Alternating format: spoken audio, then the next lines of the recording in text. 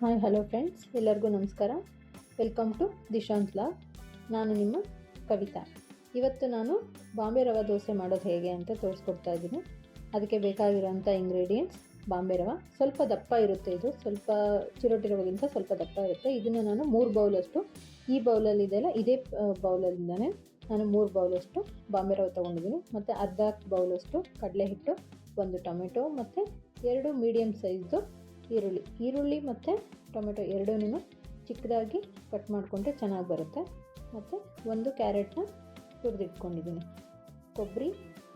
ಕೊತ್ತಂಬರಿ ಮತ್ತು ಕೊಬ್ಬರಿ, ಮೆಣಸಿನ್ಕಾಯಿ, ಖಾರಕ್ಕೆ ಎಷ್ಟು ಬೇಕೋ ಅಷ್ಟು ಮೆಣಸಿನ್ಕಾಯಿ, ಜೀರಿಗೆ ಮತ್ತು ಸಣ್ಣಗಾಳು, ಅಜ್ವಾನ ಅಥವಾ ಓಂಕಾಳು ಏನಾದರೂ ಹೇಳ್ತಾರೆ ಅದನ್ನು, ಮತ್ತು ರುಚಿಗೆ ತಕ್ಕಷ್ಟು ಉಪ್ಪು. ಈಗ ನಾವು ಮಾಡೋದು ಹೇಗೆ ಅಂತ ನೋಡೋಣ. ಬಾಂಬೆ ರವೆ ಏನು ತೊಗೊಂಡಿದ್ವಲ್ಲ ಅದಕ್ಕೇ ಕಡಲೆ ಹಿಟ್ಟು ಮತ್ತು ರುಚಿಗೆ ತಕ್ಕಷ್ಟು ಉಪ್ಪನ್ನು ನಾನು ಈಗಲೇ ಉಪ್ಪು ಸ್ವಲ್ಪ ನೋಡ್ಕೊಂಡು ಹಾಕ್ಕೊತಾ ಇದ್ದೀನಿ.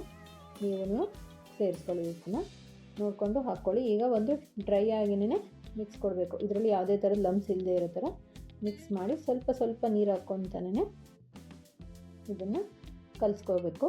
ಈಗ ಇದಕ್ಕೇನೆ ನಾವು ಹೆಚ್ಚಿದಂಥ ಟೊಮೆಟೊ ಮತ್ತು ಆನಿಯನ್ ಮತ್ತು ಕ್ಯಾರೆಟು ಇವು 3 ಹಾಕ್ಕೊಂಡು ಮತ್ತು ಒಂದ್ಸರಿ ನೀಟಾಗಿ ಮಿಕ್ಸ್ ಮಾಡ್ಕೋಬೇಕು.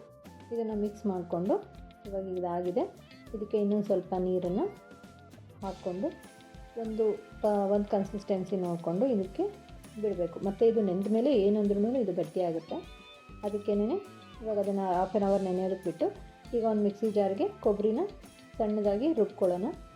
ಜೊತೆಗೆ ಅದಕ್ಕೆ ನಾವು ತಗೊಂಡಂಥ ಮೆಣಸಿನ್ಕಾಯಿ ಮತ್ತು ಕೊತ್ತಂಬರಿ ಮತ್ತು ಜೀರಿಗೆ, ಅಜ್ವಾನ ಇವೆಲ್ಲವನ್ನು ತಗೊಂಡು ನೀಟಾಗಿ ಗ್ರೈಂಡ್ ಮಾಡ್ಕೋಬೇಕು.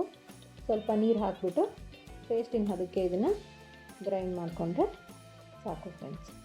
ಈಗ ಈ ಹಿಟ್ಟು ಏನು ನೆನೆಸಿದ್ವಲ್ಲ ಅದಕ್ಕೇ ಇದನ್ನು ಹಾಕ್ಕೊಂಡು ಸ್ವಲ್ಪ ಮಿಕ್ಸಿ ಜಾರಿಗೆ ನೀರು ಹಾಕಿ ತೊಳೆದು ಇದಕ್ಕೆ ಹಾಕ್ಕೊಳ್ಳೋಣ. ಇವಾಗ ಇದು ಒಂದು ಈ ಕನ್ಸಿಸ್ಟೆನ್ಸಿ ಇದ್ದರೆ ಸಾಕು ನಮಗೆ. ಈಗ ಗ್ಯಾಸ್ ಸ್ಟವ್ ಮೇಲೆ ಒಂದು ತವ ಇಟ್ಟು ಅದಕ್ಕೇ ಗ್ಯಾಸ್ ಮೀಡಿಯಮ್ ಫ್ಲೇಮಲ್ಲಿ ಇರಲಿ, ಸ್ವಲ್ಪ ಇದು ಹೈ ಫ್ಲೇಮಲ್ಲಿ ಬೇಡ, ಮೀಡಿಯಮ್ ಫ್ಲೇಮಲ್ಲಿ ಇಟ್ಟು ಇದಕ್ಕೆ ಸ್ವಲ್ಪ ಒಂದು ಆಯಿಲ್ನ ಅಪ್ಲೈ ಮಾಡಬೇಕು. ಫಸ್ಟ್ ದೋಸೆ ಹಾಕ್ತಾ ಇರೋದ್ರಿಂದ ಅಷ್ಟೇ.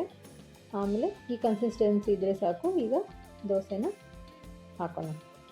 ನಿಮಗೆ ದೋಸೆ ದಪ್ಪ ಬೇಕು ಅಂದರೆ ಈ ಕನ್ಸಿಸ್ಟೆನ್ಸಿ ಇದ್ದರೆ ಸಾಕು.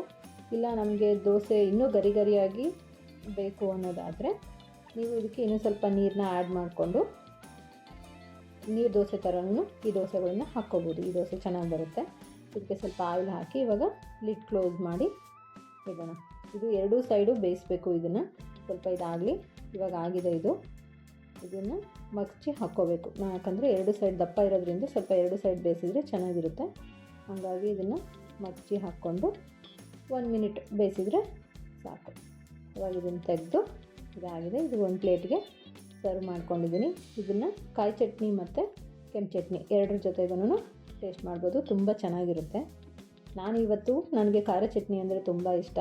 ಸೊ ಅದಕ್ಕೋಸ್ಕರ ಖಾರ ಚಟ್ನಿ ಜೊತೆ ನಾನು ಟೇಸ್ಟ್ ಮಾಡ್ತಾಯಿದ್ದೀನಿ. ತುಂಬ ನಿಜವಾಗ್ಲೂ ತುಂಬ ಚೆನ್ನಾಗಿ ಬಂದಿದೆ. ನೀವು ಮನೇಲಿ ಮಾಡಿ ಹೇಗೆ ಬಂತು ಅಂತ ಕಮೆಂಟ್ ಸೆಕ್ಷನಲ್ಲಿ ತಿಳಿಸಿ. ನಿಜವಾಗ್ಲೂ ತುಂಬ ಚೆನ್ನಾಗಿರುತ್ತೆ. ಮಕ್ಕಳಂತೂ ತುಂಬಾ ಇಷ್ಟಪಡ್ತಾರೆ. Thanks for watching my video friends. ನಿಮಗೆ ಈ ವಿಡಿಯೋ ಇಷ್ಟ ಆಗಿದ್ದರೆ ಲೈಕ್, ಶೇರ್ ಮಾಡಿ ಮತ್ತು ಸಬ್ಸ್ಕ್ರೈಬ್ ಮಾಡಿ. ಪಕ್ಕದಲ್ಲೇ ಕಾಣೋ ಬೆಲ್ ಐಕಾನ್ನ ಪ್ರೆಸ್ ಮಾಡಿ. ನೆಕ್ಸ್ಟ್ ವಿಡಿಯೋದಲ್ಲಿ ಸಿಗೋಣ ಅಂತ ಹೇಳ್ತಾ take care, bye. Thank you.